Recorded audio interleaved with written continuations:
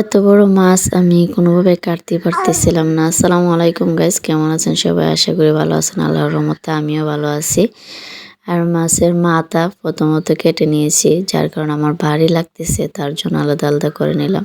পরে আইস ফেলে তারপরে কেটে কুটে নিলাম। আর এদিকে আমার মেয়ে রুটি করতে বসছে, আমি কাই করে দিলাম। আর আমার ছেলে এদিকে খেলতেছে, আরেক মেয়ে ওই যে রাগ করে বসে আছে, রুটি বানাতে পারছে না বলে। ছেলের খেলা দেখতেছে আর হাসতেছে। দিয়া রুটি বানাচ্ছে, আর দিয়া রুটি বানায় শেষে তারপরে দিশা বসবে রুটি বানাতে। আর এই দেখে আমরা কাজ করতেছি আর দিশানের খেলা দেখতেছি। দিশান হাসতেছে, খেলতেছে কত সুন্দর করে। দিশান কি সুন্দর লাফাতেছে, কারণ বলটা ধরতে পারতেছে না, অনেক চেষ্টা করছে। আর এদিকে রুটি বানাচ্ছে দিয়া। তো দিয়া রুটি বানানি প্রায় শেষ, কারণ আমি কয়েকটা ভাগ করে দিয়েছি, কারণ দিশা কান্না করতেছে রুটি বানানোর জন্য। দিয়া উঠলে তারপরে দিশা বসবে।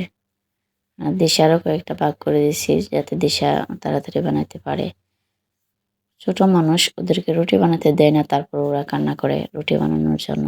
এদিকে দিশা বসে গেল রুটি বানানোর জন্য। দিশার অল্প কয়েকটা দিছি, যেহেতু দিশা বানায় তাড়াতাড়ি করে উঠতে পারে। আর দিশা রুটি সেঁকতে পারে ভালোভাবে। দিশা রুটি সেঁকবে, আর বাকিগুলো দিয়ে বানিয়ে শেষ করে নিল। এখন চলো রুটি সেঁকা দেখাই।